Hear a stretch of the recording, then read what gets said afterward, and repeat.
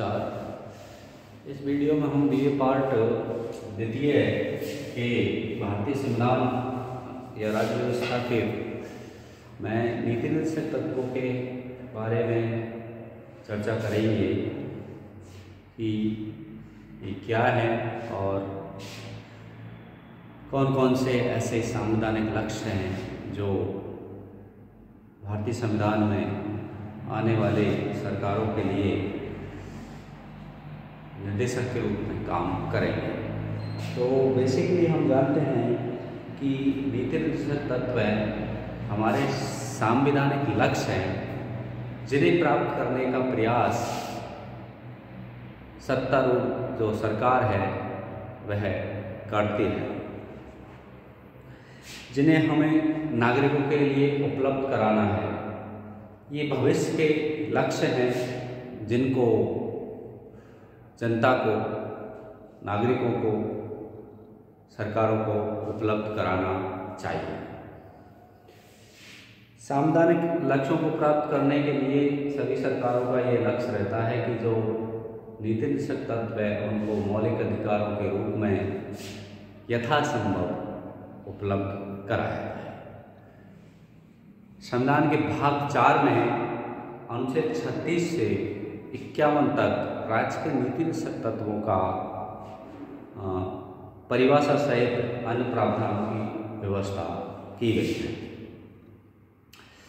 ये नीति निर्देशक तत्व नागरिकों को शिक्षा, स्वास्थ्य, सामाजिक समता और तथा राज्य सरकार के लिए अनुकरणीय नीति के विश्लेषण से संबंधित है।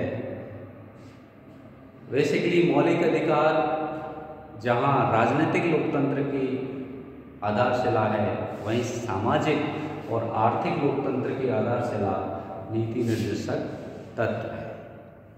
ये सरकार पर बाध्यकारी नहीं है, यानी बाध्योग नहीं है, इन्हें लागू नहीं करे तो कोर्ट में सरकार को नहीं ले जा सकता। लेकिन बाद के संविधान लागू होने के बाद में न्यायालयों के विभिन्न निर्णयों द्वारा विभिन्न निर्देशक तत्वों को लागू करवाने का प्रयास मौलिक अधिकार के रूप में किया गया है, जिसमें सबसे ताज़ा उदाहरण है 86वें संविधान संशोधन द्वारा शिक्षा का जो अधिकार है अनुच्छेद है वो 21 में सम्मिलित किया गया है।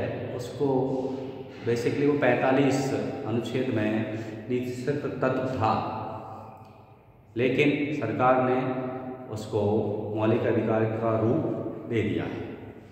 अब हम आते हैं प्रत्येक अनुच्छेद में नीति तत्व है, उनमें कौन कौन से निर्देशक तत्व का वर्णन किया गया है।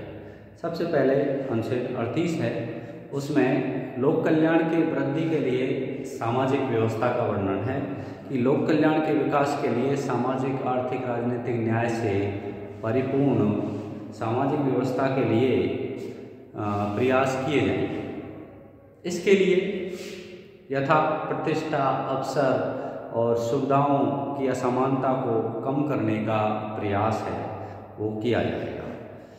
राज्य के लिए अनुकरणीय नीतियों के रूप में अनुच्छेद 39 में निर्देशक तत्वों का वर्णन है, जिसमें स्त्री पुरुष को समान रूप से समान काम के लिए समान वेतन का प्रावधान हो, समुदाय के भौतिक संसाधनों का नियंत्रण या वितरण इस प्रकार से हो कि वो सामूहिक हित है उसको पूर्ण रूप से संपादित कर सके। इसके अलावा धन और उत्पादन के साधन है उनका केंद्रीकरण है, इस प्रकार से ना हो कि वो जनहितकारी न हो या अहितकारी हो, उसे रोकने का प्रयास किया जाएगा। समान स्त्री पुरुष को जीविका के लिए संसाधन उपलब्ध कराना, ये अनुच्छेद 39 में एक अन्य प्रावधान है जो कि सरकार के द्वारा अनुकरणीय नीति के रूप में उपलब्ध कराया गया है। साथ ही स्त्री और पुरुषों के लिए कार्य की जो दशाएं हैं वो इस प्रकार की न हो कि वो व्यवस्था का परिणाम हो या व्यवस्था रूपक हो या उनके स्वास्थ्य और शक्ति पर प्रतिकूल प्रभाव न पड़े, ऐसे प्रयास राज्य करेगा। जो बच्चों यही व्यवस्था बच्चों के लिए भी है। साथ ही बच्चों को स्वतंत्र और गरिमा में विकास का लिए अवसर प्राप्त हो और उन्हें शोषण से सुरक्षा प्रदान की जाए। इसी के अनुसरण में समान न्याय व निःशुल्क कानूनी या विधिक सहायता का प्रावधान है वो किया गया है कि राज्य के द्वारा यह प्रयास किया जाएगा कि सभी को समान आधार पर न्याय सुलभ हो। आर्थिक या अन्य किसी कारण से कोई व्यक्ति विधिक सहायता से वंचित न हो या न्याय पाने में असमर्थ न हो, उसके लिए किसी अन्य विधि या निःशुल्क विधि परामर्श है, कानूनी सहायता है, उसकी व्यवस्था की जाए। अगला जो निर्देशक तत्व है वो है अनुच्छेद 40 में ग्राम पंचायत का गठन। गांधीवादी जो आदर्श है उनको स्थान अनुच्छेद 40 में दिया गया है, जिसमें ग्राम स्वराज का जो आदर्श है वो साकार करने का प्रयास सरकार करेगी और इसके अनुसार ग्राम जो पंचायत है उसका गठन किया जाएगा। राज्य द्वारा पंचायतों की स्थापना की जानी चाहिए ताकि वे स्वायत्त इकाई के रूप में कार्य कर सकें। फिर है अनुच्छेद 41 काम, शिक्षा और लोक सहायता का अधिकार। राज्य अपनी सीमाओं के भीतर सभी नागरिकों को काम और शिक्षा उपलब्ध कराने का प्रयास करेगा।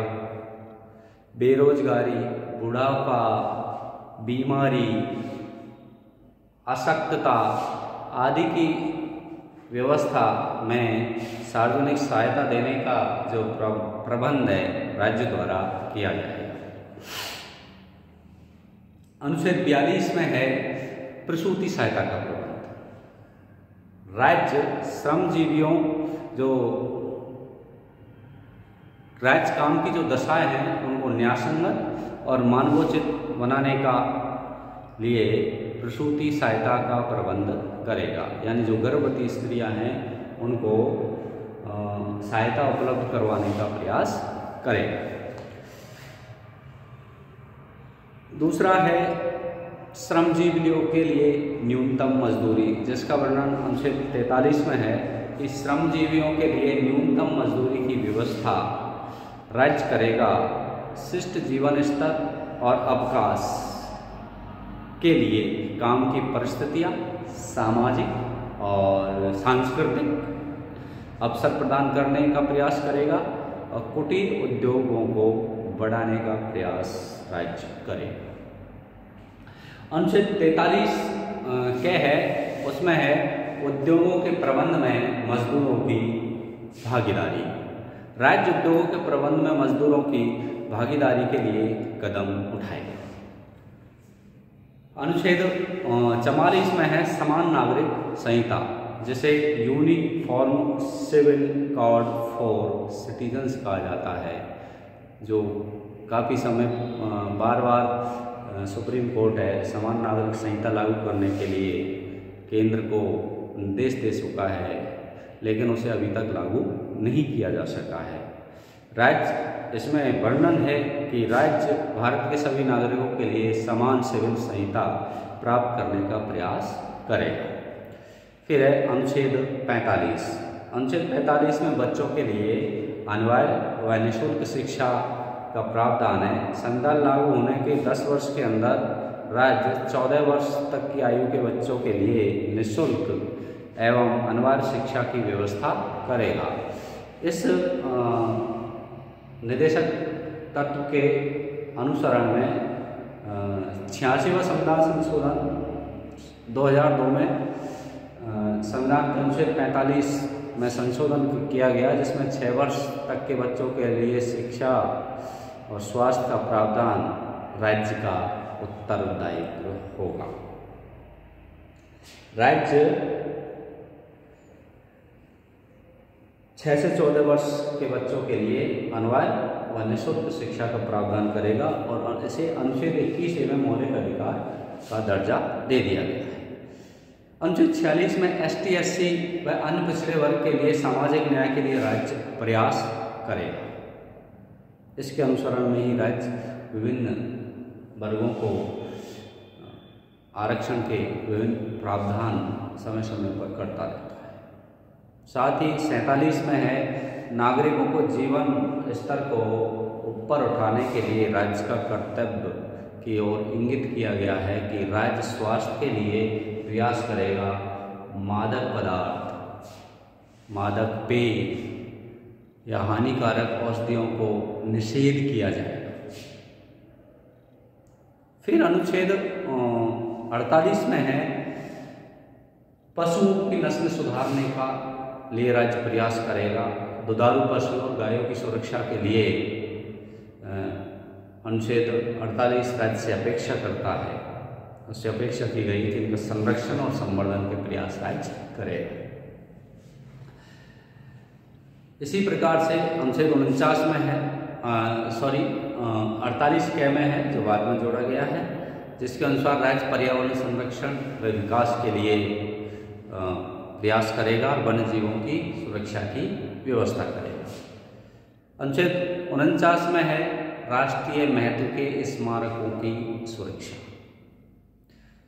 इन राष्ट्रीय महत्व की जो इमारतें हैं उनकी देखभाल और कला के स्थानों, उनकी विकृति, टूट फूट आदि से रक्षा करना राज्य की बाध्यता होगी। अनुच्छेद 50 है वो कार्यपालिका और व्यवस्थापिका या कार्यपालिका व न्यायपालिका को एक दूसरे से पृथक करने के लिए राज्य कदम उठाने की राज्य से अपेक्षा करता है, ये निर्देशक तत्व। फिर लास्ट है अनुच्छेद 51 जो अंतर्राष्ट्रीय शांति और सुरक्षा से संबंधित है, जिसमें पंचशील को स्थान दिया गया है कि राज्य अंतर्राष्ट्रीय शांति और सुरक्षा में वृद्धि का प्रयास करेगा। राष्ट्रों के न्यायपूर्ण व समतापूर्ण संबंधों का विकास करेगा। अंतर्राष्ट्रीय संधि और समझौते के प्रति सम्मान करेगा। मध्यस्थों के माध्यम से अंतर्राष्ट्रीय विवादों को सुलझाने का प्रयास करेगा। इस प्रकार से हम देखते हैं कि भारतीय संविधान निर्माताओं ने अनुच्छेद 36 से लेकर 51 तक भाग 4 में जो व्यवस्था की है वो सामाजिक आर्थिक लोकतंत्र को प्रतिबिंबित करते हैं और विभिन्न जो सरकारें हैं वो यथासंभव अपने संसाधनों की सीमा के भीतर समय समय पर इनके अनुसरण में विभिन्न पॉलिसियों का निर्माण करती रही है, लेकिन अभी इस ओर बहुत कुछ किया जाना बाकी। धन्यवाद।